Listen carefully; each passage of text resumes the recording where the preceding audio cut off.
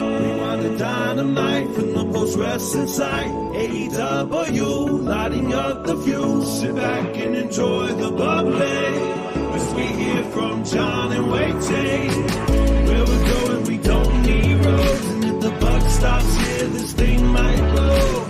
Everything you hear are opinions of the show. And if you don't like it, go to the forums and let them know. Hello, everyone. It's John Pollock and Wai Ting here with you on Wednesday evening following AEW Dynamite at the Kia Forum. How are you, Wai? Pretty well, John. How are you? Good to hear. I'm good. I'm well. Yeah, not bad. Are you? You sound skeptical. No. I buy it today. I see the look on your face. Okay. Do I usually do I wear it on my face if I think if you're saying you're good and it's accompanied with like a bit of a smile, then I'm more likely to believe you. Okay, I'll work on that. No, you don't have to. You should just be yourself. You know what I did last night? What's that? Sat down, decided I was going to watch a film. You know what I watched? What's that? Guess. Go through every movie. Star Wars. No. The Empire Strikes Back. No Star Wars. Return of the Jedi. I sat down and I watched in preparation this week on. Oh, am I still here? Yeah. In anticipation of post wrestling, the very first X-Men film from 2000 that Rich Fan and WH Park are going to be reviewing this coming Friday on MCU Later as they go on their journey. Well, excellent, awesome. Well, that's a great way excuse to promote the series of podcasts. That's great. Yes. What did you think? I thought it. I think it holds up. Sorry, I think it might be just. It's not you or me. I can't tell. I think it holds up pretty well. I've not watched this movie. I remember seeing this movie in the theater. So this is 24 years ago that it came out. And I remember liking it. Again, was not an X-Men fan. So I was watching that film cold and thought, this was a good film. It was like an easy film to digest and get into the characters. And all these years later, you can still buy Hugh Jackman as Wolverine. The man has he can still pull it off very well. So very much so. Yeah, I remember loving it as like how old would I have been? I don't know, 16 at the 15, time. 16, yeah. Yeah, I remember loving it. Like I mean, for the first time, I think you're getting like this team being presented seriously in live action form. But these days, after like what we've been through with superhero movies, I really don't know how the film will hold up for me. And it's not like it's a bit of a trip if you're going from kind of your Marvel spectacles, these $300 million films that are compared to X-Men. Like it doesn't hit you over the head with like special effects and stuff, but it's like for 2000, I'm sure you were more than satisfied with what you got. Sorry, we're going through maybe some audio issues with John here. Try it again. I just turn off your auto adjustment. Okay, we'll fight through this one. Yeah. We have to pay to hear a host's thoughts, okay? The podcast gods are telling us a message. You got to pay, join the Post Wrestling Cafe to hear Rich and WH, except for this week, because it's actually a free show. Oh, that's right. They are going to be offering that one for free. So check that out later this week on the Post Wrestling Cafe. Also, Wai and I are going to be getting together on Thursday. It is the latest edition of Talk. We do these roughly 4 times. I might have to reset here because this is going to drive me nuts. Yeah. Wait, tell everyone. Skip talk. Tell everyone where they're going to be on July the 6th, and I'll be back in a minute. All right, everybody. July the 6th, we will be in Toronto, our lovely city here, for the cash-in. Yes, we announced this on Monday. We were supposed to announce it on Sunday. We didn't get to it, unfortunately. But what difference does it make? We're going to hit you over the head with it from all the way now until July the 6th, 2:30 p.m. at Yuck Yucks Comedy Club, 224 Richmond Street West, Toronto. It is us, John Pollock, Wai Ting doing a live Q&A. It is our friends at Poison Rana doing what they do best, hosting games, improv. I hear there's a wrestling improv something going on, and I hear it might actually involve one or two post-wrestling personalities. Maybe not including improv veteran himself, John Pollock. So we shall see. That'll be quite the tease. Postwrestling.com/live. Tickets are available now. They are $30 Canadian, which basically makes them free if you're coming from an American denomination. So get those tickets right now. Postwrestling.com/live. Hopefully we see you there if you are attending Money in the Bank in Toronto. Yes.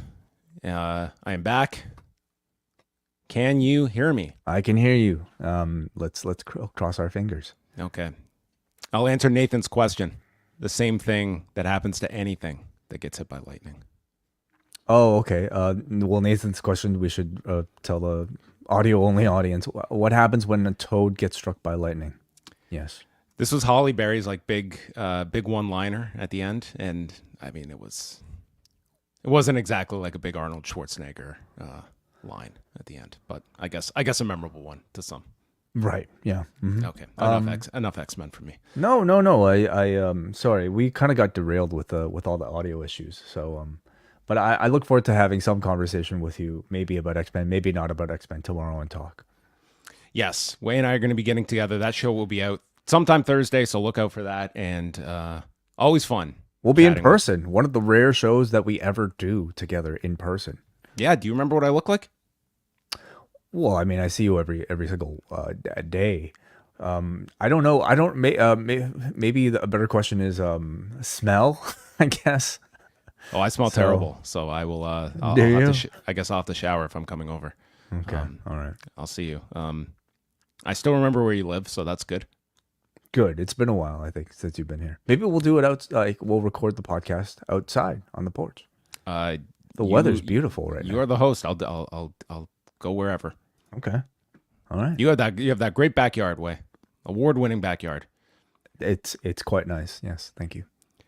So there you have it. Several shows that are coming up this week. Also, to note, we will be back this weekend. We have Rewind-A-SmackDown on the Cafe, Collision Course coming your way, and on Sunday, our UFC 302 review. Myself and Eric Marcotte, we are going to be chatting about the Islam Makhachev Dustin Poirier fight that is happening in Newark, New Jersey.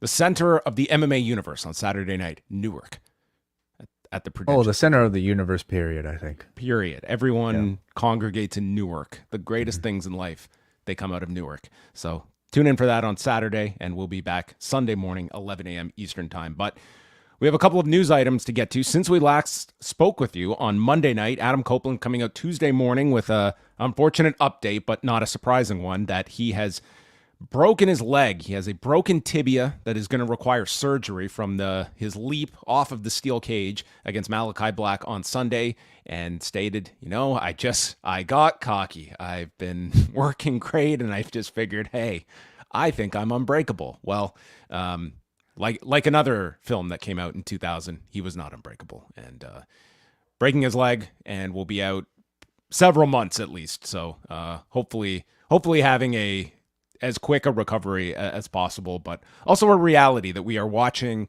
Adam Copeland has come in here. He has really, to his credit, gone above and beyond. I think he's having, this was an excellent run for him, where he tailored so much of his style to the opponent and working their match. And the fact is, this is a guy that has had a lot of injuries, and he's on the precipice of 50, and working with guys half his age. I think he is 50. He may already be. Yeah, you're right. Yeah. He might be 50. So that means he's going to be 51 most likely. Mm-hmm. He turns 51 in October.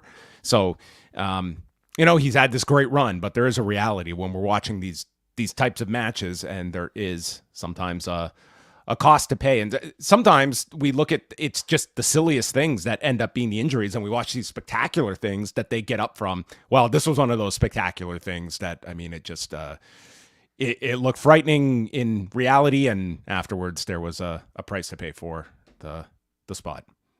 There definitely was, yeah. Recovery times are going to be a lot slower, I think, when you're getting older in age. But he is an incredible athlete, and has already had way more intense of a run than I think any of us expected. And I'm not even just talking about AEW, but we're including everything, the high quality that I think he, the high quality standard of work he started building from the moment he came back, even during the pandemic era. So he's like, he's been doing excellent work. And at this point, like I certainly think with this AEW run, there might have been some sort of well, he mentions it himself in this video. There's either ego or something within him that I think wanted to just prove, especially maybe to a much more critical. He had the Sting mentality. That was what he had, was I'm not going to be here to just take up a spot and people look at, oh, I've got to work with this guy tonight. He was like, I'm going to justify my spot with all of these killers in the ring that are working this state-of-the-art style. And he didn't want to. He wanted to be at everyone's level, if not above. And it was the same kind of thinking that Sting had. Like, both these guys could have come in and done a fraction of what they did. They could have got by on shortcuts, and they chose not to. No. Although I do feel with Sting, especially maybe given like the extra concern they might have had with somebody at his age, I felt like they were taking a lot more precaution with every single one of his stunts. They were certainly dangerous for anybody who's coming back from spinal stenosis and at age 60, sure. But they were also, for the most part, crafted and probably handled with a lot more care than like Adam Copeland standing on top of a cage and just considering diving down. Even if that would have went perfectly as planned and he delivered like a picture perfect elbow, it's still way more risk than I think anybody should be, considering at that age. So, remember we saw Sting diving off all those balconies, and I remember that one at Daly's place where he got sent off the ledge. Like, he did stuff that, I mean, man, you were an inch off or something. I mean, and believe me, we would see him do these matches and then have long spurts off. Like, I'm sure this guy had his fair share of issues along the way as he managed that schedule for 4 years. Yeah.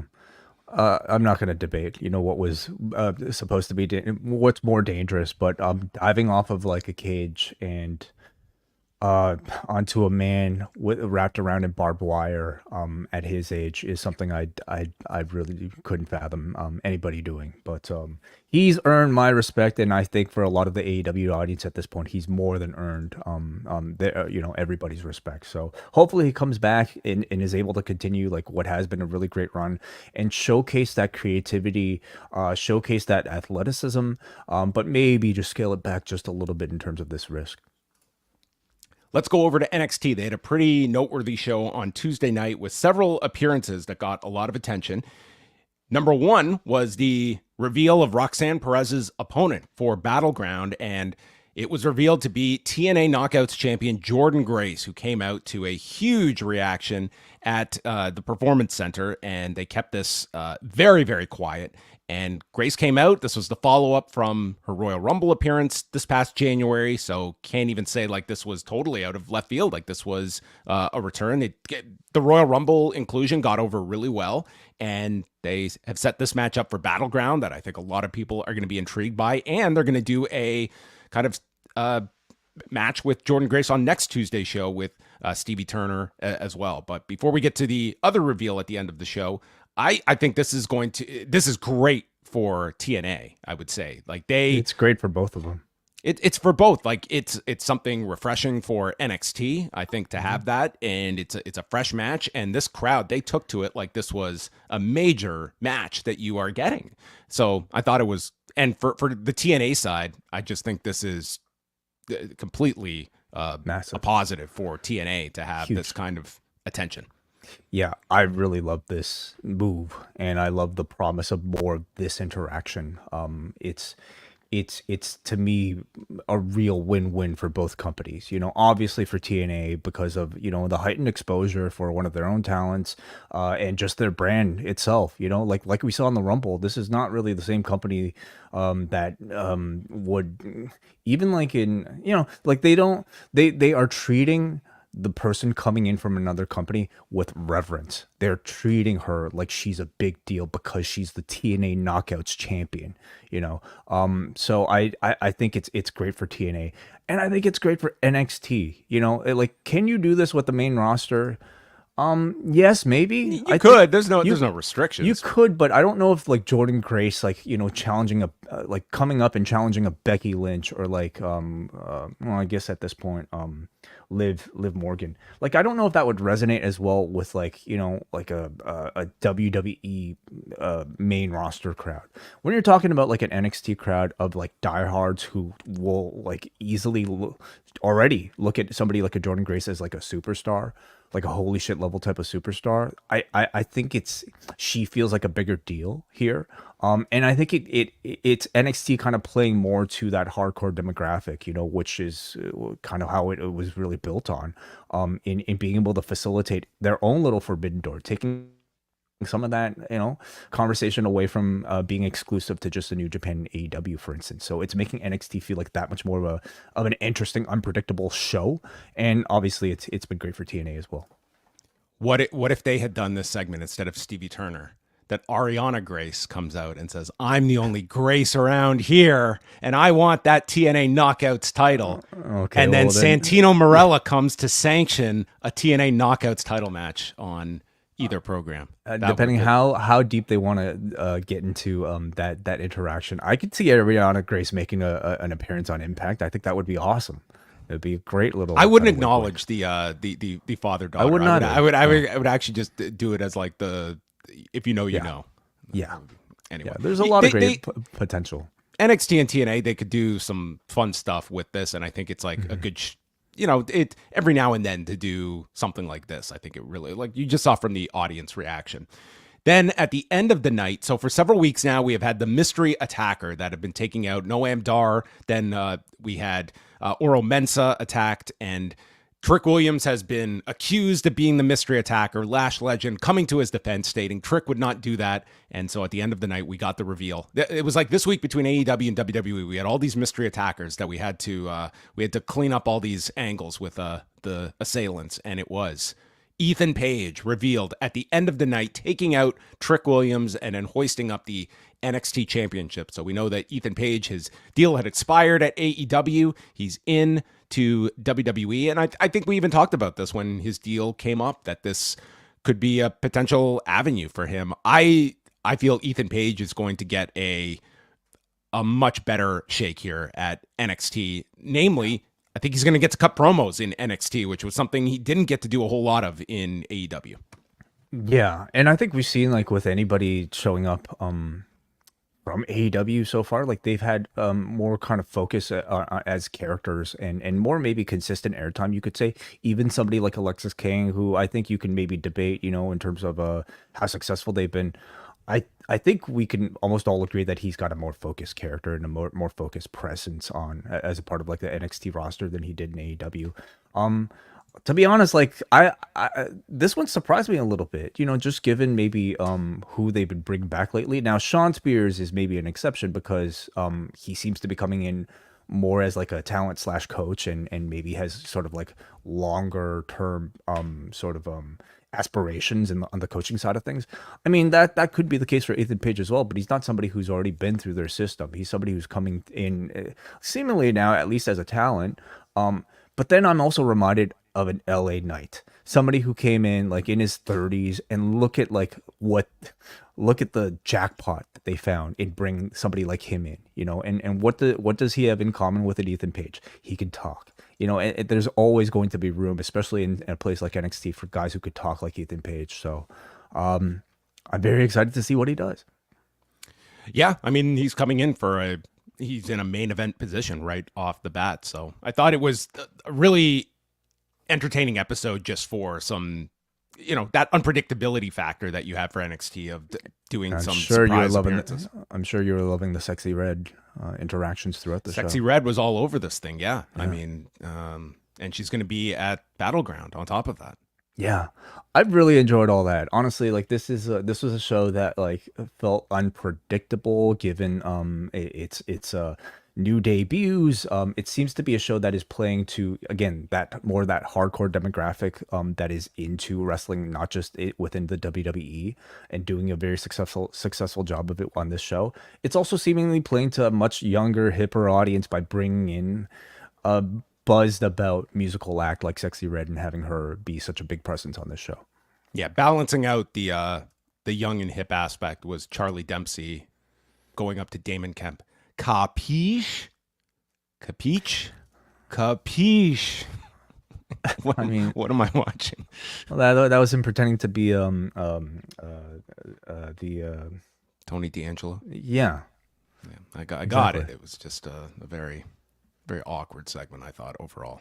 But for Battleground, which is next weekend at the world famous UFC Apex, the updated card, we have Roxanne Perez against Jordynne Grace for the women's title, Shayna Baszler and Lola Vice in an NXT Underground match, which I'm curious to see how they do that at the Apex, if they can have just, you know, give it more of a UFC feel when you're there. Like they should do it in an octagon if you can fit, but you can't fit that in a ring in there too. So Yeah, in the past, Underground has just been no ropes, right? yeah, Isn't that? Yeah. So I can't see them doing that. I mean, can they change the set that much for one match? I mean, let's see.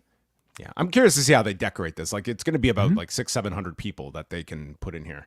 Obafemi, Wesley, and Joe Coffey for the NXT North American title. Nathan Frazier and Axiom against Luke Gallows and Carl Anderson. I am dying to watch Luke Gallows and Nathan Frazier together. That to me is that's the pairing that I'm looking most forward to. And then the ladder match to determine the first NXT Women's North American Champion, Sol Ruka, Lash Legend, Fallon Henley, Jada Parker, Meechin, and Kalani Jordan. I don't know what to expect from this match. You have varying degrees of performers in this match. You throw in a ladder into the mix. It feels like one of those feast or famine type of matches. They will. I imagine this one is going to be the most prepared in advance with these six. But yeah, It's a chance. It's a chance for them to gain some buzz and potentially maybe steal the show. We'll see. And I guess we'll see if like Trick is not. You would think his match is going to be announced next week at some point to add on to the Battleground show. So anyway, that's coming up Ethan on Page. June the 9th. Yeah, I mean, it would seem like you're just going to quickly go to that match right away. Best of the Super Juniors continues, and we have got now one match apiece left in the A block and B blocks over the next 2 days at Korakuen Hall. So Thursday morning, 5:30 a.m. Eastern, we're all waking up to watch the final 5 A block matches, which have Blake Christian and Kosei Fujita, Kevin Knight against Bushi, Clark Connors against Yoshinobu Kanemaru, and El Desperado against Hayata, as well as TJP against Teton. So the top 2 advance to the semifinals next Monday.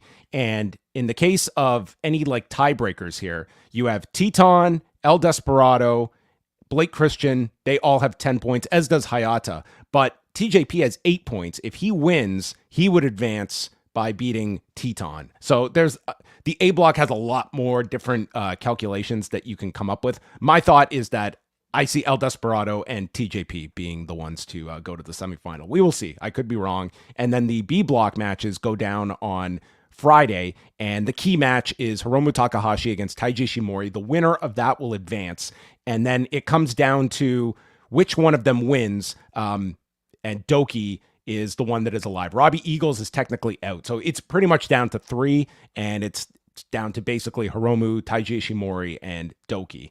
And again, I'm thinking Hiromu and Desperado would be my thought of what the final is, but sometimes I'm wrong on these things. So we will see how the last couple of days pan out, and we get to the final 4 that's happening on Monday.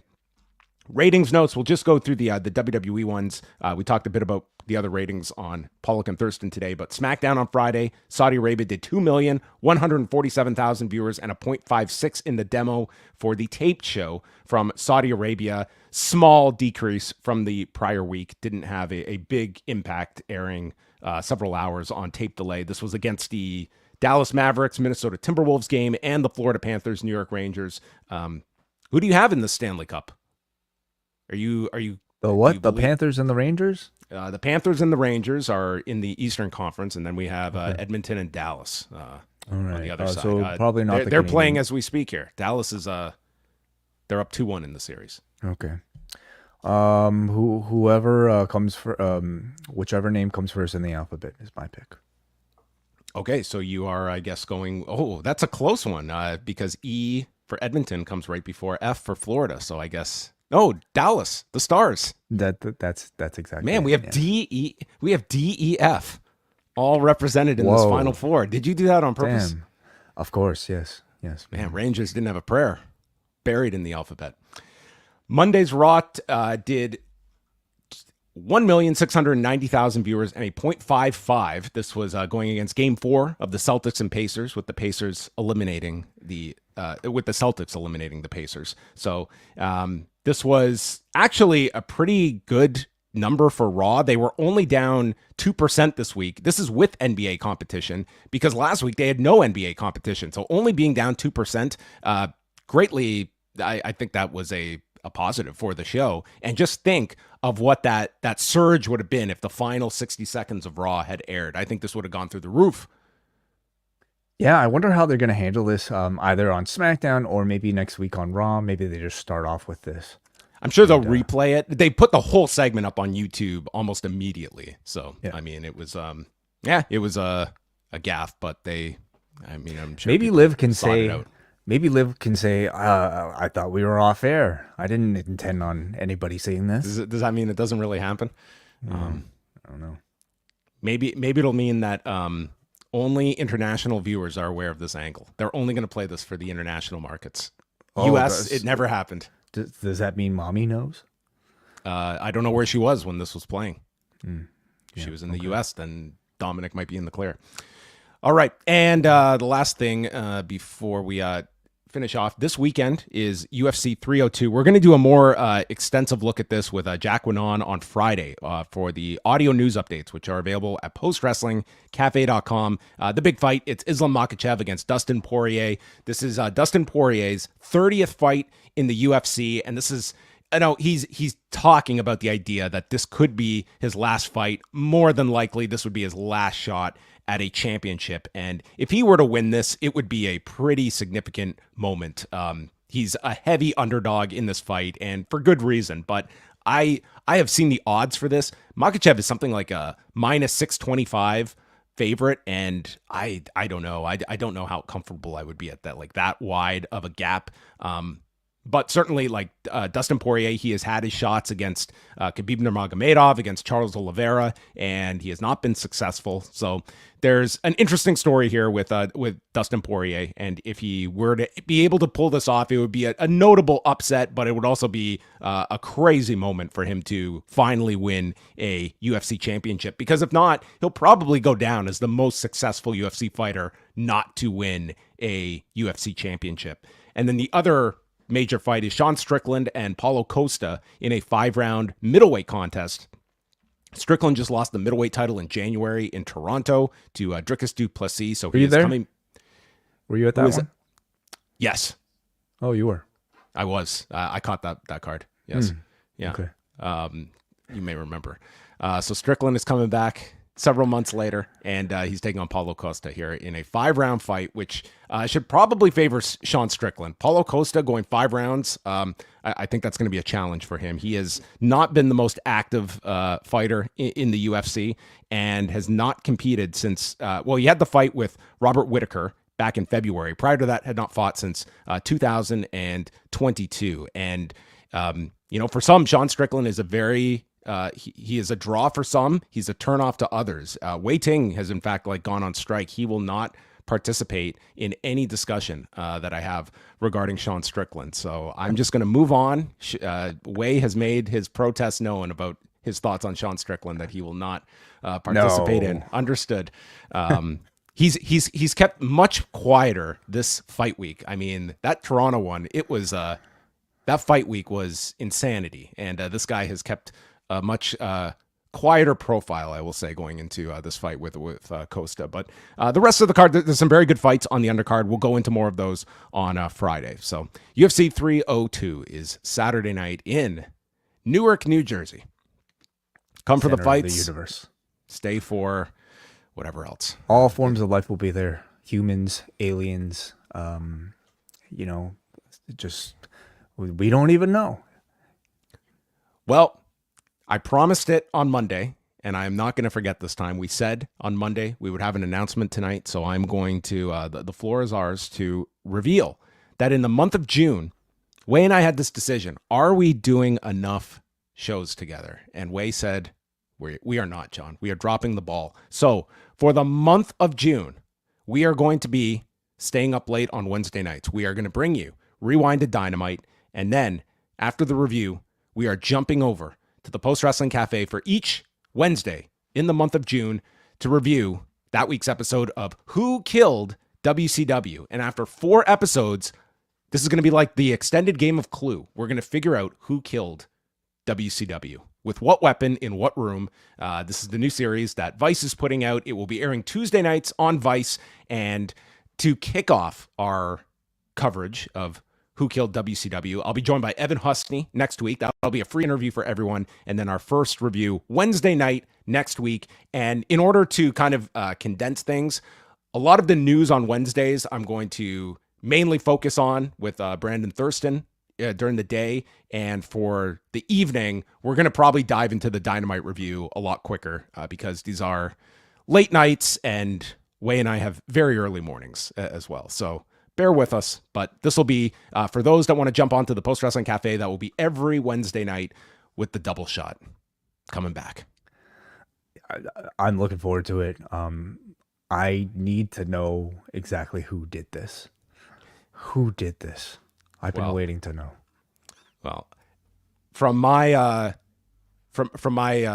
understanding, Bret Hart is not going to disappoint in at least in the first episode. Oh, is that right? Yes. So I can't wait. Bret Hart very much part of this series, as are Brad Siegel and Stu Snyder, who are 2 very key figures that were executives on opposite sides in the WWF and WCW, and I'm sure we'll be talking about them a lot more. People probably know their names, but they're both interviewed for this series. I'm really interested in that aspect. So again, Wednesday nights we'll have the double shot, and next Tuesday, Evan Husney, that interview will be up for everybody. So where can you watch Who Killed WCW? Well, Vice, everyone knows, is in the US, and I think there's going to be a lot of people worldwide that want to get down to the whodunit. Who killed WCW? And there's only one way to access Who Killed WCW, and we've got the key.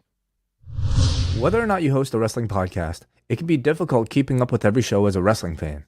A must-have in our viewing process here at Post is access to AEW Plus, a service only available in the US and Canada through a trusted VPN like NordVPN. All editions of Dynamite, Rampage, and Collision Live without dealing with the TV network's buggy app and extra fees.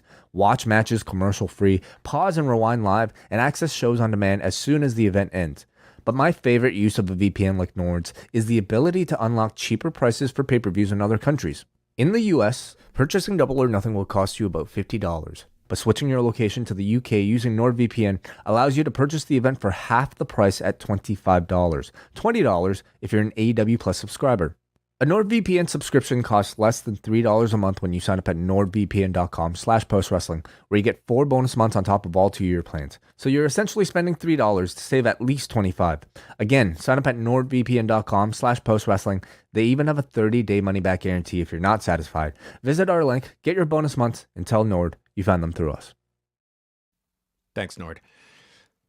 Did you remember? I did remember this one, actually. I appreciate the prompting there. Wai is very nervous around these parts of the show. I did remember this week. Well, it is the end of the month, so we'll see if you have to worry about this next month. Now Wai can take a giant exhale for the rest of this show. As we go into Dynamite from the Kia Forum in Inglewood, California, WrestleTix reporting just under 5,000 tickets distributed for the show. And man, for this show coming off the pay-per-view, number one, I'm sure the Adam Copeland injury threw a bit of a curveball into things. They had the Gauntlet Battle Royal, so you were somewhat handicapped by the match type that a lot of the key names were in this Battle Royal that you couldn't announce in advance. They did not have MJF on the show.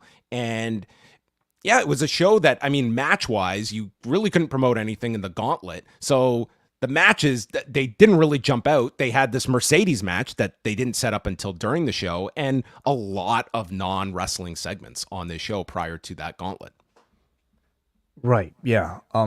By the time the show started, though, they did have a lot announced. I mean, it was more of a question of, I guess, they tend to do this, though, you know, especially like coming off of a pay-per-view, like leave it until the day of.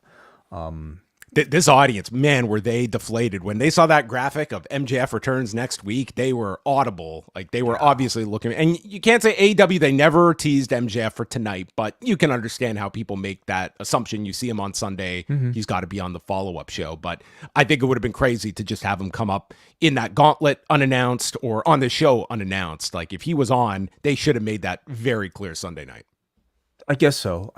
Though I do think like there is an expectation for like, somebody who just returned on the pay-per-view to have a presence on the actual TV. Like he was arguably maybe the biggest news coming out of the pay-per-view. So I would say he was the biggest news. Yeah. So other than Luke Perry's son getting lit on fire, of course, but there is an understandable disappointment that he wasn't on the show. But he will. They did announce him for next week. Yes. Mm-hmm. So Mercedes comes out for her championship celebration, total babyface reaction, and a babyface speech from Mercedes. She said that her and Willow tore down the house, and Willow had the run of her career. She's just too damn nice. She saw Chris Statlander and Stokely were going to screw her, but hopes Willow comes back better than ever and kicks their asses.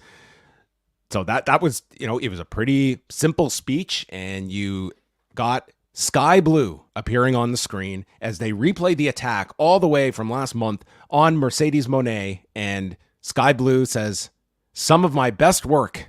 And just like that, the mystery has been solved. Just like that, my best work. And she says she's just getting started. So Blue jumps her from behind as Mercedes is still watching the screen and hits a TKO, grabs the TBS title, and later in the show they would announce this title match for about an hour after this angle was shot. Yeah. I think that's also, well, first of all, like, let's just talk about the segment. I thought Moné sounded good here. I don't know if it's just simply having a belt on her or the fact that she's now had a match behind her, or just the fact she's been here for now several months, but I thought she sounded good and confident and better than her other speaking appearances. And I got the sense coming off of the angle on Sunday that they were going to keep her as a baby face because she didn't get involved in the turn with Statlander and won legitimately against Willow.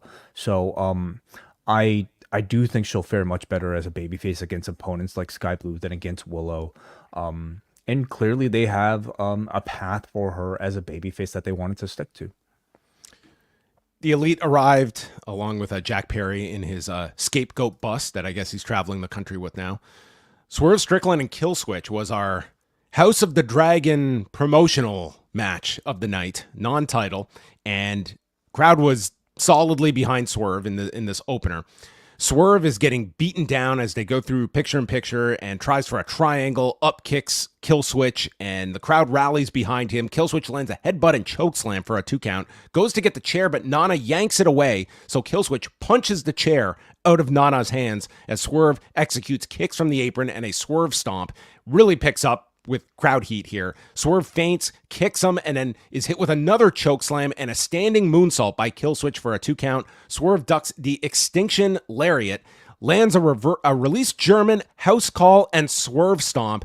Every single person thought this was the ending, and I thought this near fall was awesome because I think it was I just think everyone bid on this near fall. And so Swerve just gets up, hits one more house call, and wins in 11 minutes and 45 seconds. I thought a strong ending, and the audience was really behind Swerve here for a match that, for all intents and purposes, was sort of just a exhibition of sorts that, was not outcome was not in much doubt. But the aftermath saw Swerve cut off part of Killswitch's hair as retaliation for the patriarchy doing the same to him a few weeks back.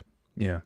I thought it over-delivered for what was essentially like a TV showcase match for Swerve by having him handle a giant, but obviously, having Luchasaurus wrestle in the Dragon match along with the guy who whose catchphrase is "Whose house." I'm sure that some of that figured into it. It all I'm sure made them a good amount of money, hopefully.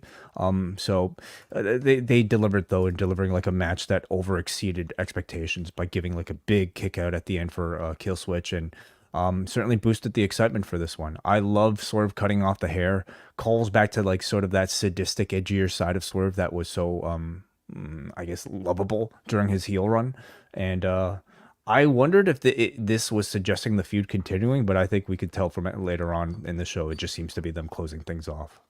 Yeah, this was, I think, Swerve getting in his exclamation point on the end of this with the hair. Jon Moxley did a promo in the back. He's taking on Rocky Romero in an eliminator bout and says that he is one of the most dangerous men in the world. He knows it's not smart for him to do this with his arm, but I'm never 100%. This is what champions do. They show up. He's not pissing away at Disney World today. He's at the Kia Forum tonight, Osaka Joe Hall for Dominion, then Sumo Hall for Bloodsport, and then Long Island for Forbidden Door. So, yeah, this guy is going to Japan twice over the next month. Yeah. How far apart are those shows?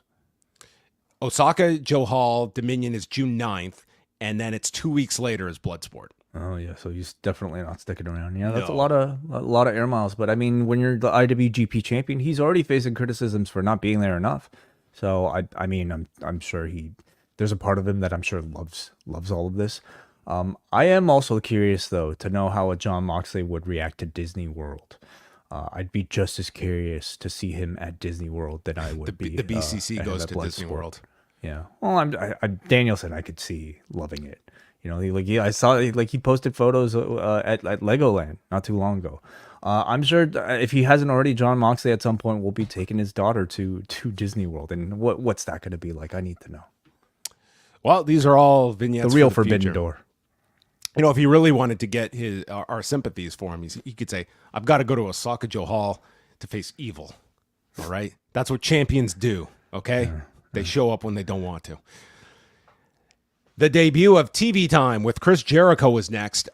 In the history of pro wrestling interview segments, this by design, so I think this was an achievement for what they were going for, had to be the gaudiest, lamest set design I have ever seen for a wrestling segment. This was something that, I mean, this brought me back to like second year RTA set design. We never had anything this good. Yeah. Trust me. Well, like we just had like flat backgrounds. Like they went through the effort of cutting these shapes into a tree. We got the tree, the grass, a podium, and sticking with tradition, the I guess updated Jeritron 5000. Yeah. Mm-hmm. So Big Bill introduces Jericho, and Jericho asks, "Who wants more TV time?" And Taz says, "It's a shoot. It's a shoot for this guy. You know I do." And Bill has a metaphor about leaves coming down in the fall, but they come back stronger in the spring.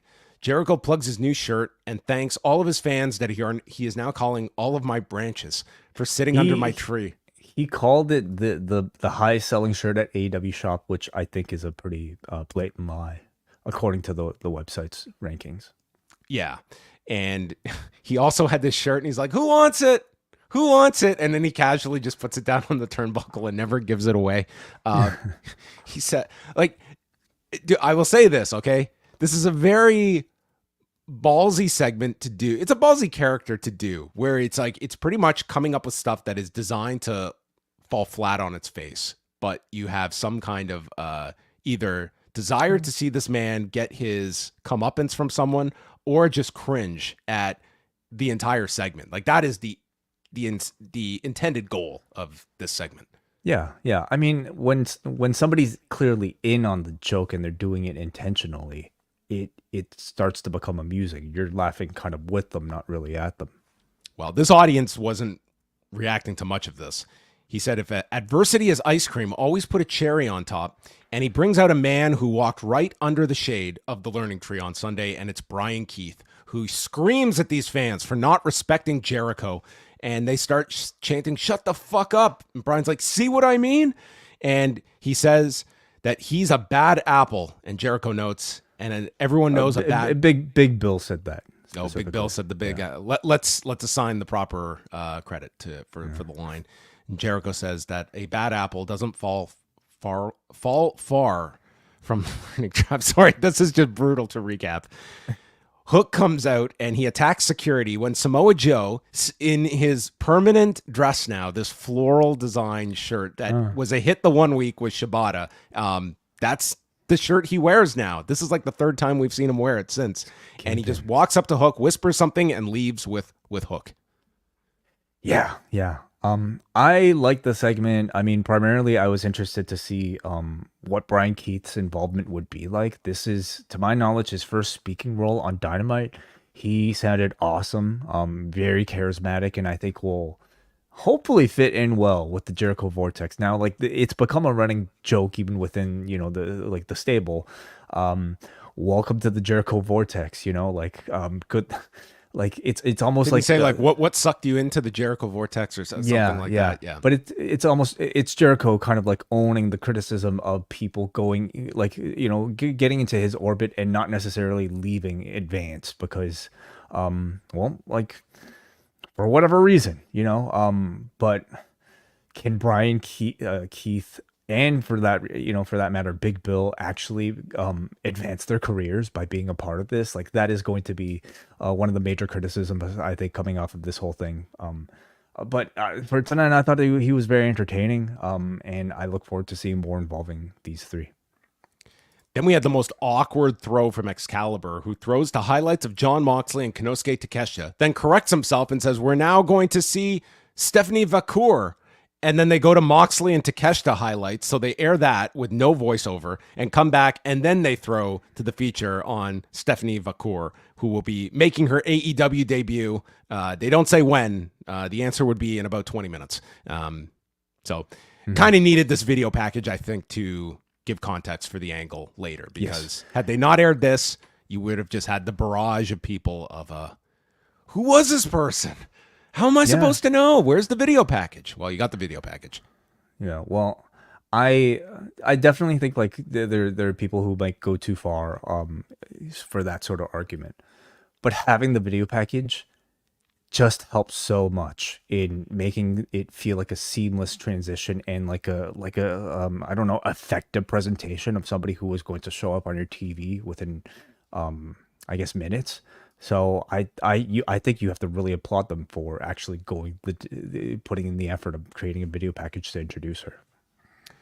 Jon Moxley against Rocky Romero. This is Moxley working with one arm, and Moxley is just getting attacked from the get-go with Romero attacking the arm. When they went to break, they had this exchange where Tony Schiavone receives a note from Tony Khan, and Taz asks, "How many times do you hear from Tony Khan during the show?" And Schiavone just responds, "Watch the match, dude." And Taz just flipped out. Dude, I'm calling the freaking match, okay? Don't tell me to call the match. I'm calling it. Kiss my ass. It was amazing to listen to these guys. I'm pretty sure this was during the break. Well worth NordVPN/Post Wrestling. Oh, you got to get AEW Plus to watch something like that. Hear Taz scream for Schiavone to kiss. They're his hilarious ass. During the commercial break. It's wild how different they go. Like it's like they snap their fingers. It's totally different. They don't even have to tell me when they're in picture-in-picture. It's so obvious when they're in picture-in-picture. Oh yeah, absolutely. Moxley is biting him on the turnbuckle. Romero kicks at the arm, then gets caught with a cutter out of nowhere. Moxley defends the armbar, postures to it, and gets the knees to the head. Bulldog choke is applied with one arm, but then Romero counters and snaps the arm. Flying armbar off the turnbuckle, but then he postures up, stomps his way free. Lariat, Death Rider, and the one-armed Jon Moxley pins Rocky Romero in 10 minutes and 37 seconds in the Eliminator match. Very good match, I thought. Unlike maybe my expectations for the Takeshita match, which I was kind of expecting more of like a back and forth hard hitting type of match. I was admittedly a lot more appreciative of Moxley's one-arm selling in this one. I thought he was great at fighting with the handicap and showing struggle with everything he does, including like not being able to properly apply the bulldog choke partway through and having to let go and things like that. I mean, I thought Rocky as well was excellent. I love seeing him start the match hot as a strategy. This sort of handicap for Moxley makes a cruiserweight like Rocky feel like a credible challenger in a setting like this. So I'm enjoying this run. I'm curious to see if he carries the arm injury through to Dominion or even Bloodsport as well. Like how much will they respect AEW angles on a fully New Japan show? Did you hear the story about Matt Camp, who was previously with the bump and then left WWE earlier this year. And he started his own show now that you can check out. And he was speaking about the Rey Mysterio eyeball injury where he lost the eye. What did he say? So this story is amazing. So he loses the eye in about July. So around Halloween time, it's October, and it's a Halloween-themed edition of The Bump. And they interview Rey Mysterio, and he does this great interview, and it's right around Halloween Havoc. And they start talking to him about almost losing his mask at Halloween Havoc, but he ended up keeping the mask, and he goes off into his memorabilia or whatever, and he brings these like vintage masks, and he's showing them on camera, these masks, and he's really getting into it and everything. And then after the interview, they're told, we can't air the video. They're like, why not? Ray wasn't wearing the right mask that hid his eye. Because you remember afterwards, he wore the mask where the eye was covered. And this is right at the tail end of them still acknowledging this. So, and even as the graphic on his show, they air the interview with a graphic that reads on the phone with Rey Mysterio to get around it. But he can't show any of the stuff he's showing. I guess they had to cut stuff out. Okay. And then like a few weeks later, they just ditched they no longer worried about the eye anymore. And suddenly his eye just grew back. But he was just like that. This is one of many examples. I don't know if his eye grew back. I think. Well, how else did it come back? Did it? Well, it got popped back in, and then they probably got some stem cells in it and fixed it right up. Yeah, he's got that. That's Wolverine. a good bit of attention to detail by whoever caught that, because I don't know if I would have noticed. Well, no one would have noticed. That was the point. So, nor have any of us on the internet. Are you kidding me, John? You know wrestling fans. Do you remember when he started wearing the normal mask again? Brian in the chat room would have noticed. Okay. Don't want to be that guy. Well, anyway, it was a rather amusing story I found. How did we get to that? Was it because the one arm Moxley? It was because Rocky Romero has the eye patch. That's what triggered it for me. Right. To answer your question, I kind of want to see Moxley carry this arm injury. It's kind of interesting. It's a different way for him to work. I'm sure he's kind of creatively stimulated by working with a handicap. Can't do a kip up with it. So I mean, who's he facing on Bloodsport? Do we know? They haven't announced his match yet for that. Okay. So, all right. Renee is with Joe and Hook, and Joe explains that he has just taught Hook his first lesson, that they don't exist on their time. Truly dangerous men exist on our time. And they walk away. And if this is not a tag team, then I want this to be like a digital series of these two cops. Do we know that Hook isn't really Joe's son? I mean, come on. This is that much more likely, I think, of a father-son duo. You know, look at this. I love it. I love it already. I mean, they were great rivals in that match, and I just think as a team, there's a lot of great potential. Like, they really do feel like a father and son. They have certainly like similar demeanors, but you have Joe who can definitely speak really, really well, and Hook needs somebody who could do that for him. So I'm looking forward to this, and I'm looking forward to seeing some suplexes. Hooker by Crook. That's the name. That's what Big Bill would come up with. I think it would be a tree pun. That's going to be my save now. Well, let's leave this conversation. Don Callis comes out with a contract, lots of heat for him, and he calls out Orange Cassidy. Cassidy comes out to Jane, which Callis is singing along with as he presents him with the contract, and Cassidy. The longest I've ever seen a man take to tear up a piece of paper was Orange Cassidy here. I think this was about a solid like 16 seconds to rip this piece of paper in half. And Callis explains, no one says no to me. Stokely Hathaway and Chris Statlander come out and doesn't like how OC walks or talks and says you're just like Willow. And Statlander accepts the contract on behalf of her best friend. And we see Trent appear in the ring, which was a clever way to tie all of this together. And Trent attacks Cassidy, busting him open, and extends his arms as not only do him and Callis hug, but they do the zoom out as well for this. So we did get a new family member. And I guess we didn't really get a signal that Statlander and Hathaway are part of the family, but there seemed to be at least they use them as kind of the connective tissue. Yes. Yeah, they're just heels now, and I guess she also hates Orange Cassidy because she's a bad guy now. I do have questions about this, okay? The contract was never for Trent. We don't know that Callis even wanted Trent. By the end here, because of the hug, I guess we do know. But like Trent was assuming a lot here, okay? He was assuming that I guess Orange Cassidy wasn't going to accept, which is like an easy assumption to make because I don't think anybody bought into this segment beforehand. But he was just going to come in here and just basically offer himself to Don Callis. Well, maybe Trent was like all of us that knew Cassidy wasn't going to accept this contract, so he saw an opening. Yeah, I guess so. I'm not that interested in this, dude. Like I wasn't that interested, honestly, to begin with. Maybe for the first match, but we've been through 2 matches with Orange and Trent already. Trent's lost both of them. I think if they needed to do this, Trent should have had Callis's help to beat Orange on Sunday. That way they'd be 1-1. He'd have that much more, I think, of an easy transition to like being a part of the Callis family because the Callis family would have helped him finally beat Orange. And then they'd be able to at least like, in this series, like set up a rubber match. But now you're promising another Trent Orange match that I don't have that much interest in. And I think it's just a feud that has kind of overextended. At least it stayed to me. Well, this is it's a big role for Trent, and we will see if it gets him to another level, and if there's, I mean, you're attaching him to your big heel figure here. Has it really done that well for like the other members of the group? I mean, it's given them some something, like it's given Kyle Fletcher something. It's given Hobbs had something. Who else is in the group? Sammy is Takeshita? Okay, yeah, it's definitely helped Takeshita. Takeshita would be probably in no man's land if he wasn't part of the group. Very true. Yeah, I mean, it is something for Trent, so let's see what he does.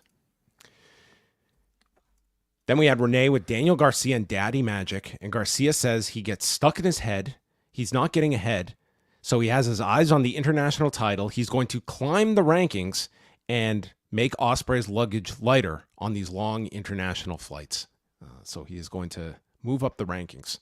He should have learned from Kyle O'Reilly, who this man has just walked into so many title matches since his return, and he's going to get his latest on Collision against Ospreay after he just lost to Adam Copeland 2 weeks ago.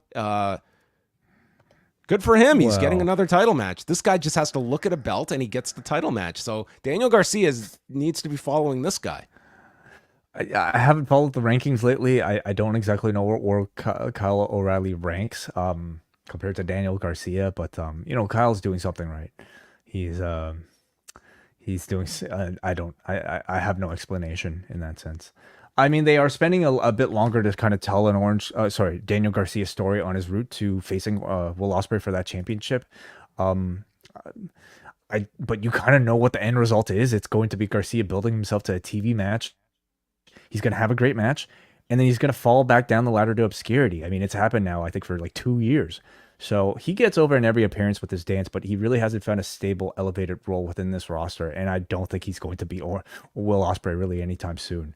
I just hope that he gets some sort of sustained, program that's highly featured that can actually like have him feel like he's somebody who's like elevated on this roster. But I guess in the meantime, we can rely on him for great matches.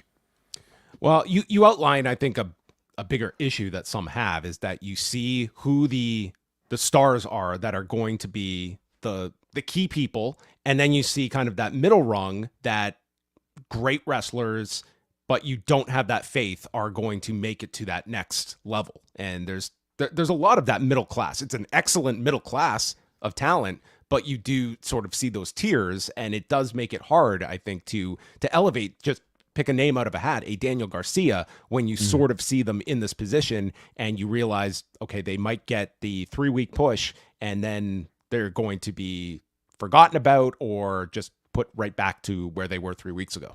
Yeah, and maybe it's unfair, to expect everybody to get that sort of elevated push at this point because AEW has to, they don't have a choice this year but to rely on their surefire top stars, guys who are going to definitely make a difference, either in their ratings or their buy rates or whatever.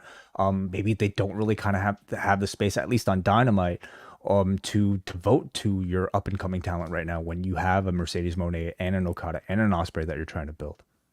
And you can't get everybody over. You can look at, like, my idea would be that, okay, you're not going to get 15 new people over to be main eventers. That's unrealistic, and you just don't have the spots for that. But I would state, who are our 4 guys that a year from now we want to see in major spots? And maybe all 4 of them aren't going to make it, but if 2 of them make it, great. If 3 of them make it, even better. But you make like 4 people that are going to be booked in such a way that they are booked above your middle class. And a year from now, your audience is going to see these people as, and that comes down to, like, see, who are those people? Yeah, and I guess is Daniel Garcia of that class? You know, do we sense that they might be building anything long term for him so that next year, hopefully, he might be able to ascend to that rank? I don't really see it at this point for him, at least. Mercedes Moné and Skye Blue for the TBS Championship. A chance back and forth for both women in this. There was a powerbomb into a Rana counter by Moné, and then did a full Nelson into a twisting slam, Blue did. And then we see a knee strike delivered by Moné, responded with a super kick from Skye Blue, and Moné comes off the ropes it's Blue that comes off the ropes and goes for the code Blue, but it's countered into a moneymaker in 7 minutes and 37 seconds. So Mercedes retains the championship, and you could see what they were going for here with the finish and the code Blue into the moneymaker.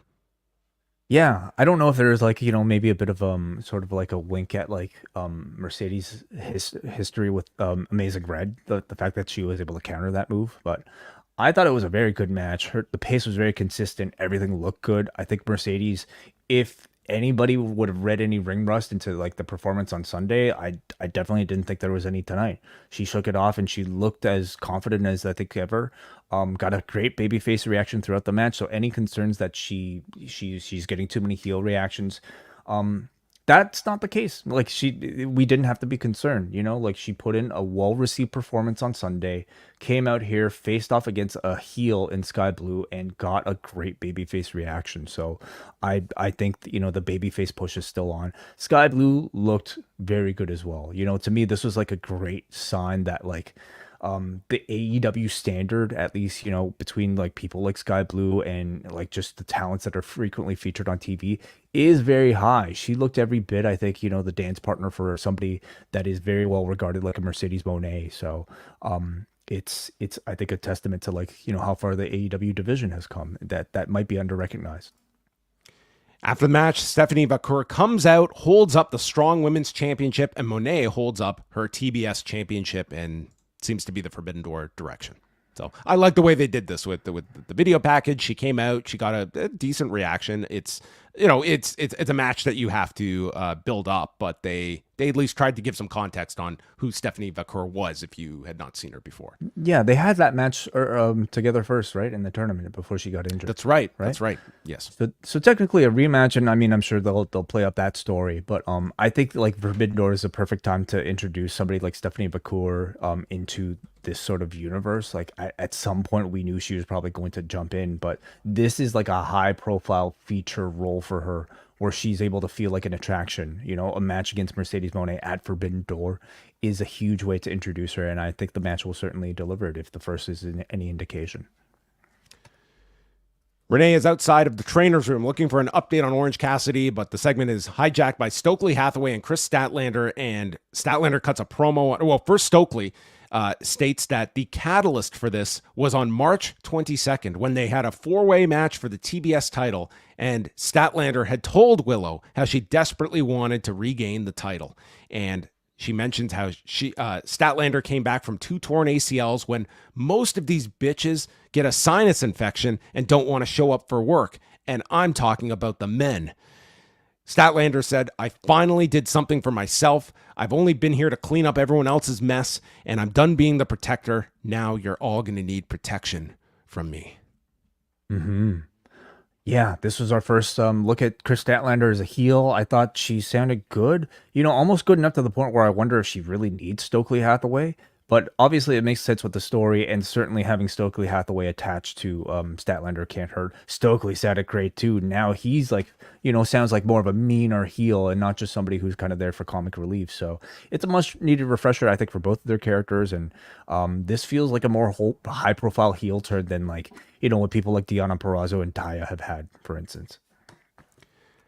There was a video package for MJF, the very elaborate package here on his whole AEW run, his return on Sunday, being the youngest AEW champion, making 10 title defenses, the longest match in AEW history when he beat Bryan Danielson, being inducted into the National Jewish Sports Hall of Fame, and ending on his tattoo and re-signing with AEW. And this was that was the presence of MJF, and he'll be on the show next Wednesday.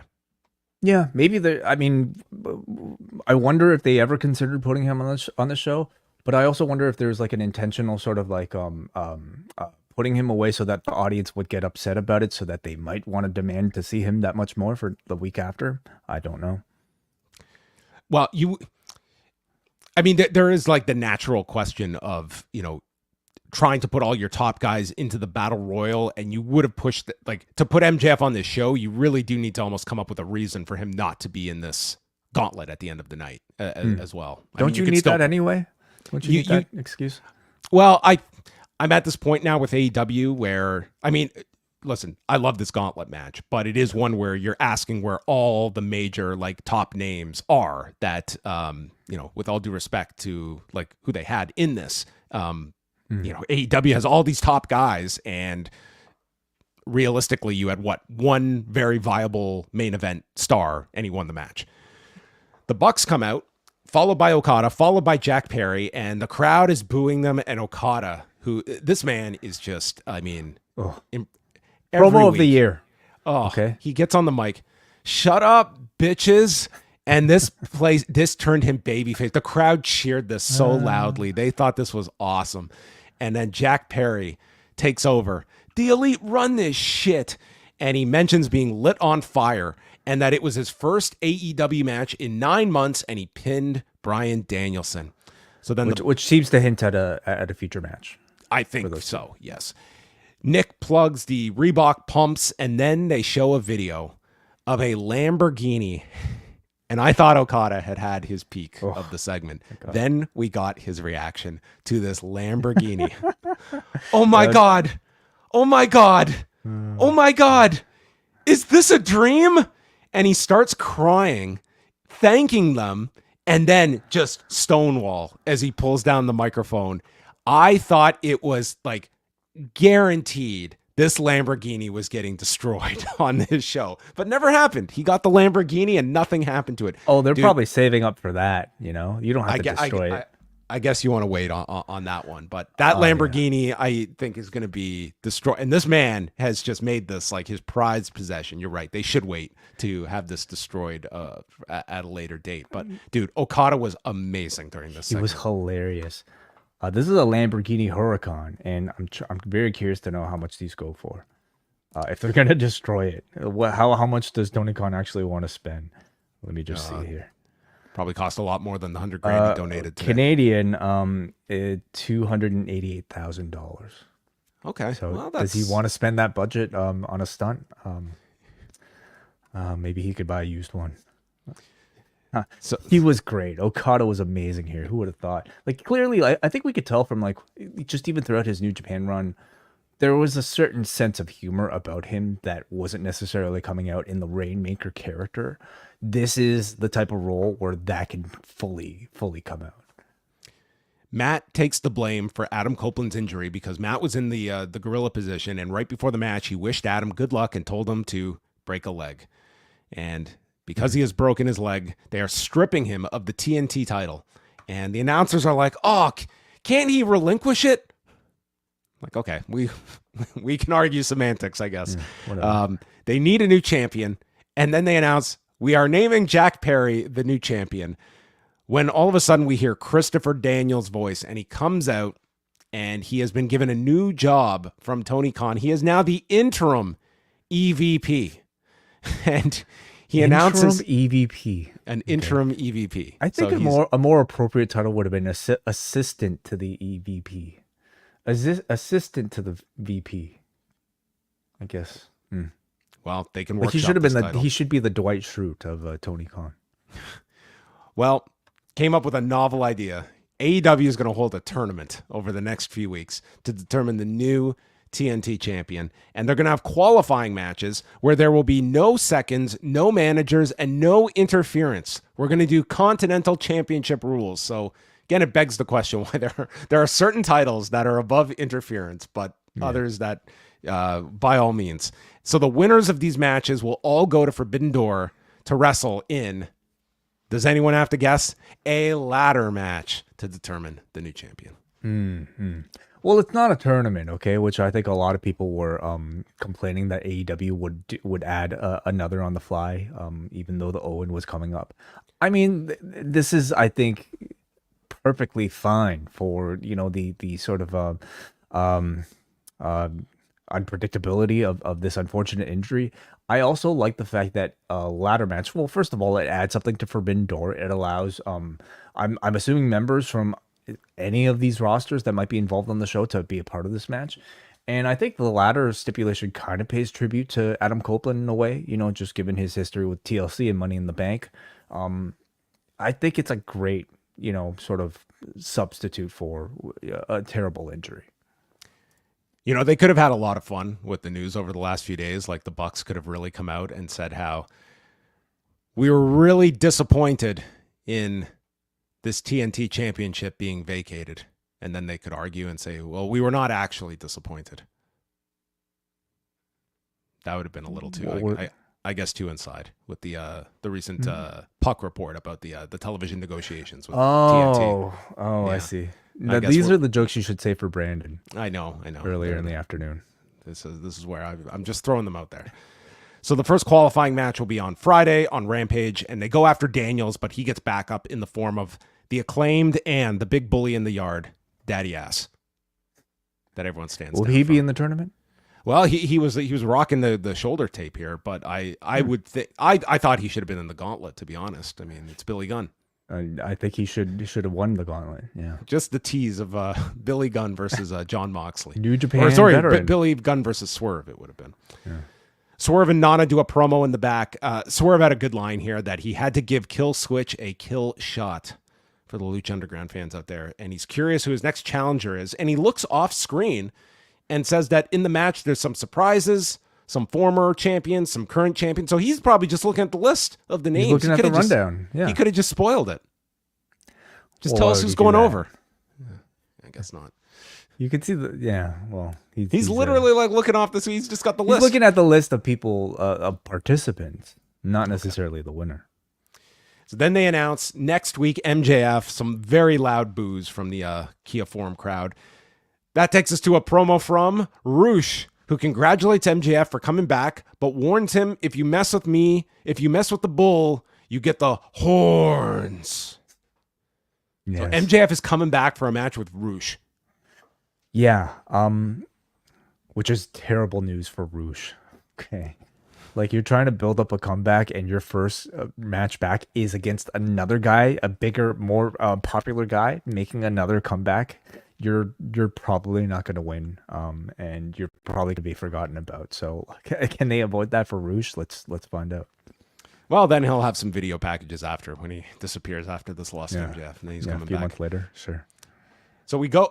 Worth noting, they had announced Saraya and Mariah May for tonight's show, and they never addressed it on the show, but then they plugged it that it'll be on next week's Dynamite. Yeah. It makes me really wonder if the Moné match was always planned or if it was a last minute decision. I mean, you would think that the Saraya May match was going to be in its place. Like, you would think that if Moné was wrestling on this show, you would have wanted to get that out there. So what was the thinking behind it? Was it the fact that they were in LA and they wanted a Moné match? I mean, there could have been an issue with Saraya or Mariah May. Like, maybe one of them was just not ready this week. Could have been like the Cure being available as well. Like, I mean, we're just speculating at this point, but because they announced the match. I think they announced the match on Tuesday, and then they did a Control Center segment today, and they made no reference to it. So I'm imagining by earlier today, they knew the match wasn't happening tonight. But that takes us to the Forbidden Door Casino Gauntlet. And listen, I know some people are kind of tired of AEW's variations of the Battle Royal, but I thought this is a winner. Okay, I thought this match was a ton of fun, and this was one of the most stacked matches of its type when it comes to just sheer talent that they had. This was insane what they had of these 9 people that just came time after time with the mysteries. So it's first pinfall or submission ends it. So we start off with Jay White and Pac. So in theory, one of these guys could win it before anyone else enters, which would have been the best ending to this match. It ends at in 2 some minutes. point. They're gonna have to book one of those finishes. Where, like, that would be so lame. You're promising 21 people, and then it ends like within the first. I don't think so. Well, it has to be the right context. Yes. Was that the number did they give a number of how many? Yeah. They did 21. Say 21. Okay. They said it last time too. Okay, so there were 11 people that were just standing there in their gear. Yes. Mm-hmm. Okay. So Mystico is out third. He got a pretty good reaction here. This was a good place to bring him back. He had not been on AEW programming since March. And LA gave him a great reaction. Yeah. Jay tries to undo his mask, and then Pac launches Jay White so fast into the corner. Fourth is Will Ospreay, who gets the biggest reaction of the night. This place exploded for Will Ospreay, and he comes out, and you've got the history with Jay White, you've got the history with Pac, and then Mystico does La Mystica onto Ospreay. And the way these two are getting into it after the match too and exchanging words, I have a pretty good sense that they're going to do a match on television at some point in these coming weeks. That would be amazing. Yeah, honestly, like last time it was Will Ospreay that I think was obviously like the big difference maker for that Casino Gauntlet. And I think the key to that one's success, because it became a match where it was suddenly Will Ospreay facing having these interactions with people you've never seen him have interactions with. Some of them you have, but like even those were kind of cool, like a Jay White. And this match was very much the same. This was a point where Will Ospreay was in the ring, and you're realizing, oh yeah, Jay White is here. Oh yeah, Will Ospreay and Pac can have an interaction. Then you remember Mystico is in the ring with Ospreay at the same time, and those two can have an interaction. Like this is why I think this match has worked both times. It's because you're getting these dream pairings, in very short succession. Fifth was Shota Umino, who comes out, and he breaks up La Mystica and has this amazing sequence with Ospreay, another one who's had history with Ospreay, and hits this tornado DDT. Sixth is Claudio Castagnoli, who was another, like, this guy might have been the MVP of the match, because this dude is like this incredible base for all these lucha guys. For Lio Rush would come out seventh as a big surprise, and just watching those two together was amazing.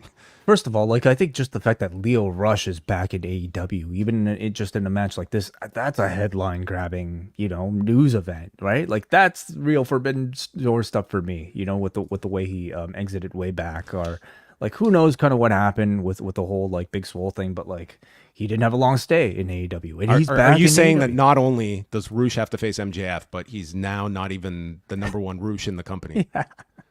Perhaps, yeah. So like Lio Rush coming in, like, let's just remember, like, we're seeing Mystico in here, we're seeing Shota Umino here, Lio Rush is in this. Like, these are big surprises. Of these 9, you can make any combination of these 9 in matches, and they'd be terrific TV matches, if not higher. We also have to mention the picture-in-picture spot with Claudio Castagnoli. Yeah, I was going to get to this. He did big swings on everybody. Jay White is in. He does 10 swings on him. Mystico is in. He does 10 swings on him. Ospreay is in. He does 10 swings. And at this point, he's like huffing and puffing. He's tired. Then Shota Umino comes in. He does 10. Pac comes in. Who he catches in midair. And Pac isn't just like, Pac is squirming in the middle of this big swing. So Claudio has to basically wrestle a tornado. He's holding him up almost like it was like a Boston Crab setup, the way he was going around. Like Pac was like completely upside down taking this giant swing. And he's moving around. So like Claudio still swings him 10 times. So we're talking 1, 2, 3, 4, like 50 swings on 5 different people in the body of this picture-in-picture break. It was like one of the best. Oh, by the end of it, he teases doing it to Bryce, of course, because he's dizzy, which was and if you were only watching the picture-in-picture, the audience was going to go nuts if he had done it to Bryce. To the point, I thought he was just going to call an audible and do it, because the place would have exploded if he did it on Bryce. But that was, it was a great sequence. He had a great excuse because he was dizzy, and I don't think you could can you disqualify somebody for doing a big swing to him? Come on, it's not exactly that offensive of a maneuver. You're just kind of like it's moving playoff around. season, playoff rules. Yeah. It was like the best picture-in-picture spot ever. So Leo Rush, as we mentioned, was 7th. He was awesome in this match. I would love to watch him and Claudio just get like 7 minutes. Orange Cassidy comes out 8th, and he comes out to the Pixies as well. So he came out to both his themes on this show. Oh, he was wearing the black shirt, if you notice. So we now have the split personality of Orange Cassidy. I guess this is his version of like the Great Muda. This is his demon. Black shirt, Orange Cassidy. Demon Orange Cassidy. Okay. Yeah, he's all bandaged up from the attack earlier. And Ospreay sizes him up for the hidden blade, stops, and then White intervenes with a sleeper suplex to Ospreay and a Uranagi onto Orange Cassidy. 9th is Hechicero, who has not been on AEW since February, and hits a springboard Rana, or is hit with a springboard Rana by Mystico, and this unbelievable tilt-a-whirl into a head scissors on Claudio, followed by a springboard Rana to the floor onto Claudio. Again, Claudio was probably the MVP of the match overall. Like, he worked with everyone, and you just wanted to watch like different matches of Claudio involved with all these guys of all different like sizes and shapes. Robinson, then Juice Robinson, knocks Pac off the turnbuckle, just like he did on Sunday, but now it's legal. White hits a sleeper suplex to Cassidy. Ospreay's in with the hidden blade. Stormbreaker gets countered into a Rana by Cassidy for a near fall, and then Ospreay connects with the Os Cutter, pinning Orange Cassidy, and Will Ospreay wins the gauntlet and will challenge Swerve Strickland, who comes down for a stare down as they go off the air. Probably not the match you were expecting this early at Forbidden Door, but you have now made this gauntlet Will Ospreay's match, and this all of a sudden is a really big match for Forbidden Door. Huge, yeah. I mean, so first of all, let's just talk about the gauntlet. I mean, I thought this was awesome. The first one was great. I heard a lot of criticisms about maybe the rule set being confusing. I think that's just to be expected whenever you're introducing something new. I'm sure the first Royal Rumble was very confusing to some people as well.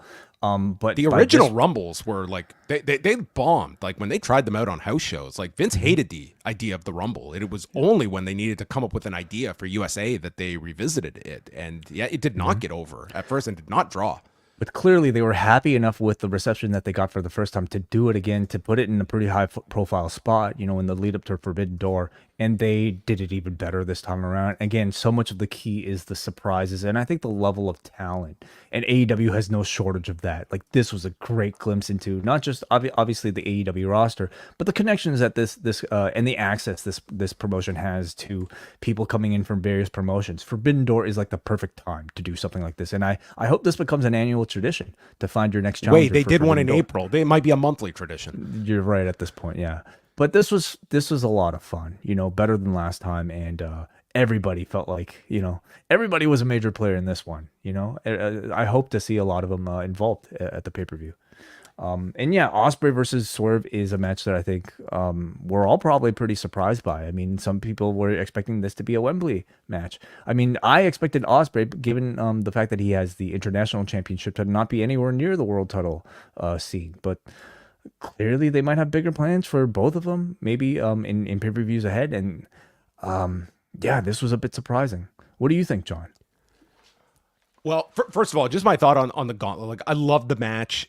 As I mentioned before, like, there is the fact that when AEW does these types of matches, you do focus on like, where are all of your biggest stars. I do give some leeway on this one, because when you think about it, like, number one, you know, MJF could have been 21. MJF to me was like a glaring one, like, just from a storyline perspective, why he would not be in this match. Samoa Joe was another one. Like, those are the big ones. But you have the guys that are selling the loss from Anarchy in the Arena, and that does give an out for like primarily a Danielson or a Darby. You can argue that Jon Moxley already has his scheduled title defenses coming up. He is going to be defending his title probably at Forbidden Door, but it is still a consistent thing that, you know, you have all these main event stars, and, you know, you watch a match like this, you want to see all those big stars, but there's a ton of injuries in AEW too. I didn't think this one was as glaring as some of the other ones where they do these tournaments and all your big guys are on TV, but none of them are involved in the big tournament. Maybe it's a random draw, you know, like they might pick names out of a hat, and, you know, they fill up the 21 and not everybody gets called. And they picked it. They're like, Roosh. They're like, read the other half. Leo. Exactly. I was happy to see that, to see Leo Rush back here. But I thought the match was great. To be quite honest, I wish they dedicated more of the show to it. I think you could have gone a bit deeper into this because I really enjoyed this match a lot, and they had to wrap things up. Rampage on Friday is going to be at. First of all, we should talk about Swerve versus Ospreay. I mean, this at this point guarantees that Swerve will probably be in the main event at Forbidden Door. This is a headlining match if there ever is one for a pay-per-view like that. So I'm happy to see that for Swerve. This is a high-profile match, and how did they book their way out of this? Do you think Ospreay wins or loses? I think this makes for a super compelling main event because unlike the Christian Cage match, that the only complaint people had was believability of a title switch. The opposite. I think people could totally see them doing a title. There's a complete viable option of Ospreay winning this belt, or at the very least coming out of this match with a reason to do a rematch, or something that this sets up Wembley for Ospreay, and maybe they take him in a different direction and keep it on Swerve. It's one of those things where, as we've talked about with this Swerve thing, like, you don't want to necessarily be programming when this guy is dropping the title as soon as he wins it. Like, he is just getting his bearings, as he's been champion for 6 weeks, and I think you haven't even scratched the surface yet with him. Yeah, somebody in the chat room reminds us that the Owen Hart tournament winner gets that title shot at All In. So how does that kind of figure into the plans here? Does this rule out Ospreay versus Swerve for All In, which was perfectly fine? I think Ospreay can lose this one. He's got the international championship, and it kind of, again, paved the way for Swerve to carve his own thing as the definitive top dog. Ospreay will be fine, holding down that sort of secondary tier on his way to building. He can enter a world title picture really anytime, and that's not going to change in the next year. But doing the match now, I could see Ospreay losing it to build to a bigger rematch later on, whether or not it's at All In. Well, you also have to look at the fact that the Wembley ticket sales, they're at about 40,000 right now. And what's going to move tickets for Wembley? And it's an argument Ospreay in favor. Can lose the match and then win the title shot back through the tournament if that's the end goal that they want. And be in the Owen Hart tournament simultaneously? Because they would have to announce, because I imagine that Owen when does the tournament start? It's got to start soon because it's got to go throughout June. The finals are July 10th. They're a week after, or they're 10 days after the pay-per-view. Oh, okay, so they have to start before Forbidden Door. Yeah, which would be clumsy to have to be building up for a title match and being in a tournament for a title match. So I don't think Ospreay will be in the Owen then. Yeah, it would suggest he would not be. So anyway, I think it's certainly they have a plan if they're going this direction, but I'm sure this was not the match you were expecting for Forbidden Door. But just going over the lineups that they announced for Rampage on Friday. This is at 6:30 p.m. Eastern time. They're bounced again. Konosuke Takeshita against Penta, which is a qualifier for the TNT ladder match. Tony Storm against Viva Van. Kyle O'Reilly, the championship challenger incumbent, is in action. But the big one, Satnam Singh, is in action. If that doesn't force you to tune in at 6:30 p.m. on a Friday, I don't know what does. Give me Satnam and Kyle O'Reilly. I want to see that match. I know. Why are they in separate matches? I just want to see Satnam wrestle every one of the Gauntlet members. Hechicero versus Satnam Singh. Ooh, that'd be great. Yes.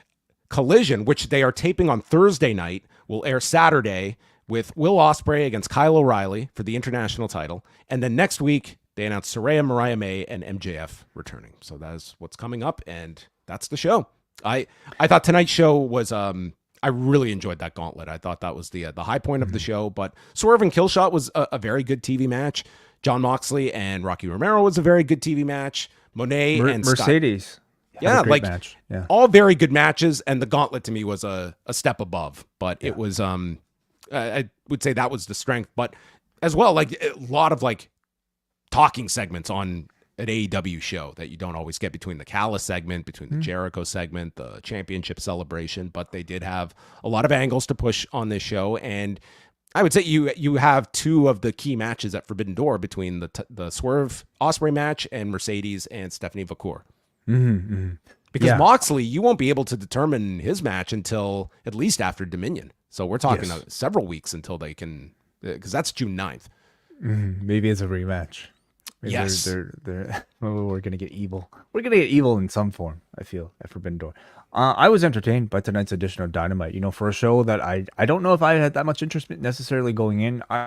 This did not look like an very inspiring entertained. lineup on paper.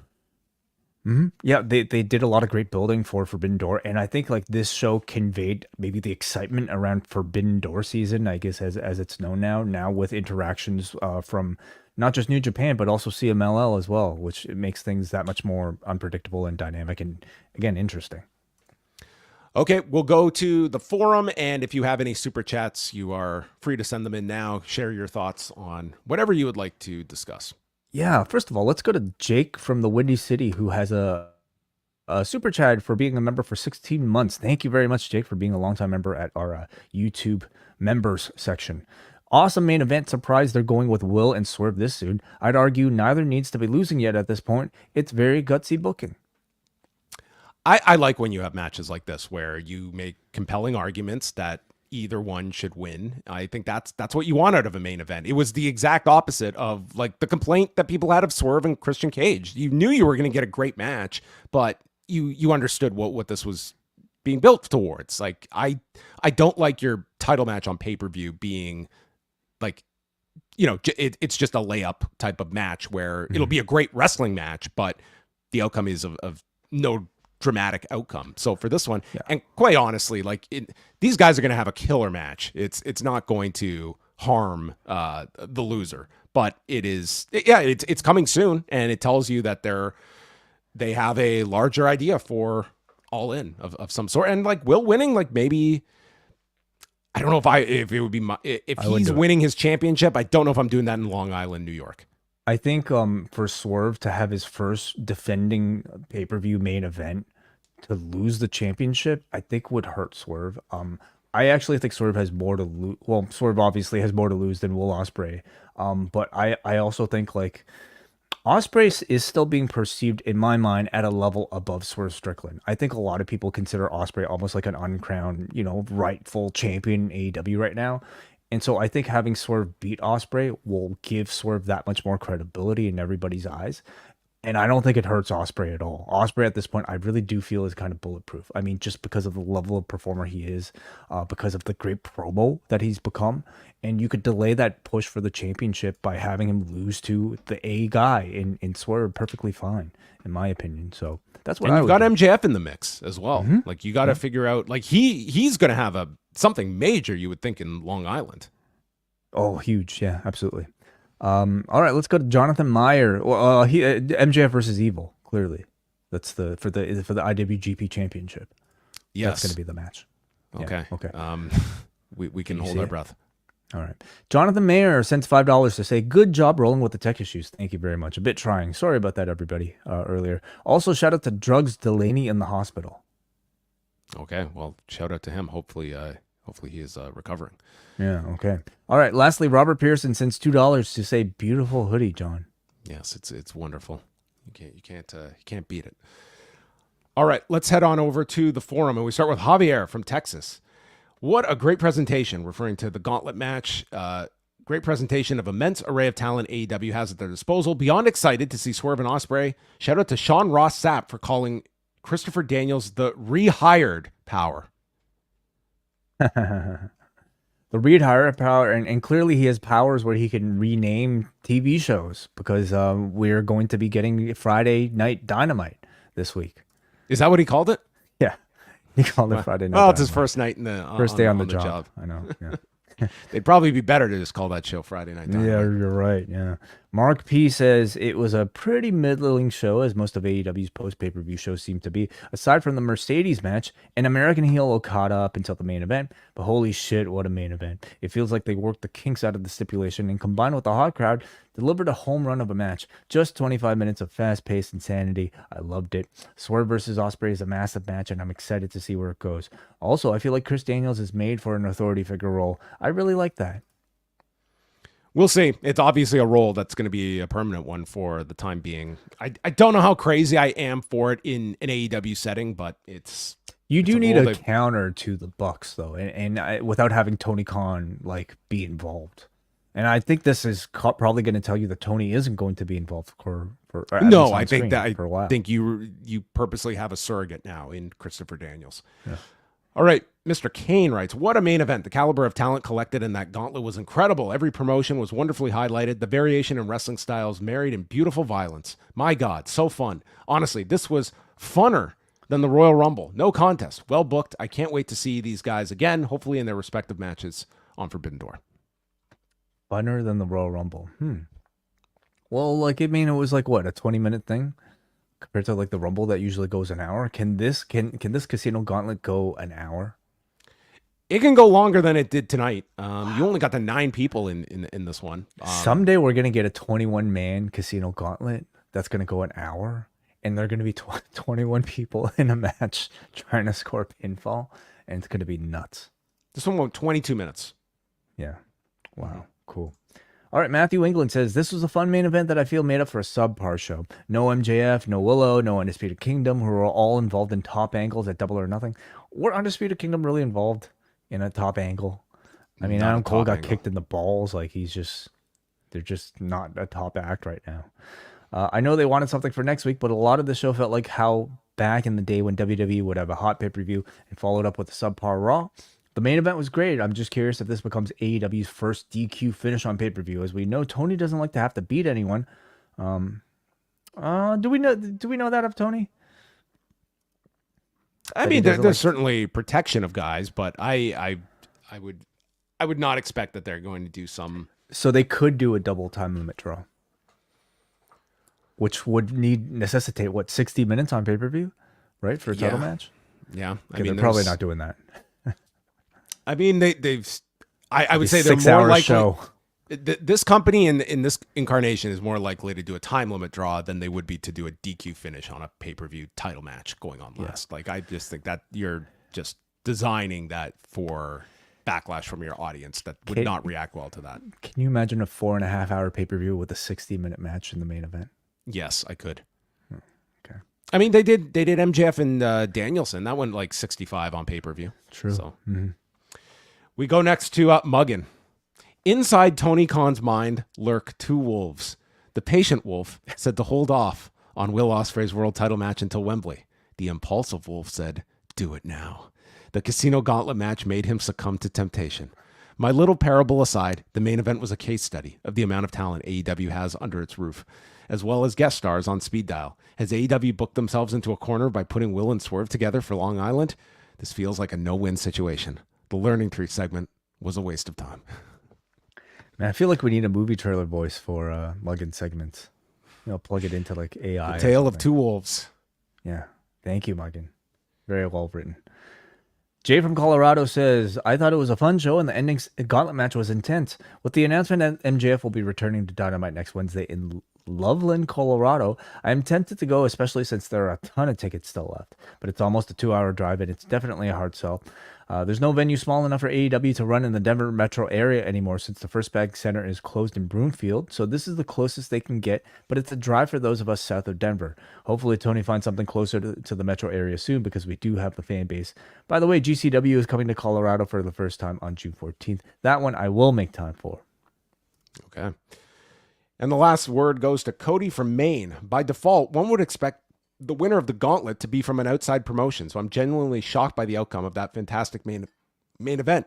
Would the commonly fantasy booked stage of All In be more fitting for Swerve and Ospreay? Time will tell. For now, I'm absolutely up for the unpredictability of the match that this bold decision has set up for.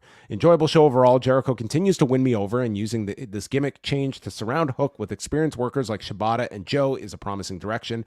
And I have to mention Hechicero being a highlight this week. I had never seen him prior to his AEW debut, but he's a captivating performer. Fingers crossed he gets a chance to shine at the pay-per-view. So... most especially enjoyed the gauntlet match, which would have been the high point of the show and did get the lion's share of the television time. Yeah. In a match like Swerve versus Ospreay, I think will belong on any show without anybody ever complaining, And at this point, Ospreay still feels close, like he still feels kind of like a New Japan guy, that it does kind of feel Forbidden Door-esque. You're also very likely to get Jon Moxley defending the IWGP Championship. So even that is kind of like weird. You have You have 85 title matches. I'm sure you can have some promotion versus promotion title matches on this show, and it will be just fine. Yeah. So there you have it, everyone. That was tonight's edition of Dynamite. So jump on to the Post Wrestling Cafe on Thursday for our latest installment of Talk, the in-person edition of Talk. Maybe it'll be some walk and talk. Who knows? But that's going to be coming out Thursday. Friday, we are back with Rewind-A-SmackDown and a free edition of MCU Later as WH Park and Rich Fan are going to be reviewing the 2000 X-Men film. Plus, WH is back on Saturday welcoming Daniel Makabe to the long and winding Royal Road, and they're going to be watching Tsuyoshi Kikuchi and Kenta Kobashi against Doug Furnace and Dan Crawford from May 1992 in Sendai. So that should be a lot of fun. And of course, we have the UFC 302 review, Collision Course, tons of shows. The whole schedule can be found at postwrestling.com. And one more time, the Cash-In going down live Saturday, July the 6th at 2 p.m. Eastern Time at Yuck Yucks in Toronto, 224 Richmond Street West. We will be doing a live Q&A with myself and Wai, Braden Harrington and Davey Portman of Poison Rana. They will be doing their own games at the show, and it'll be a great listener meetup for all to attend just 15 minutes away from the Scotiabank Arena where Money in the Bank is going down that night. So tickets are $30. It's a 19+ event. Tickets available, postwrestling.com/live. So pick them up now, and we hope to see all of you on July the 6th. Not all of you, but most of you. 98% of you we're looking forward to seeing. But that's it for us. We'll talk with you on Thursday, literally.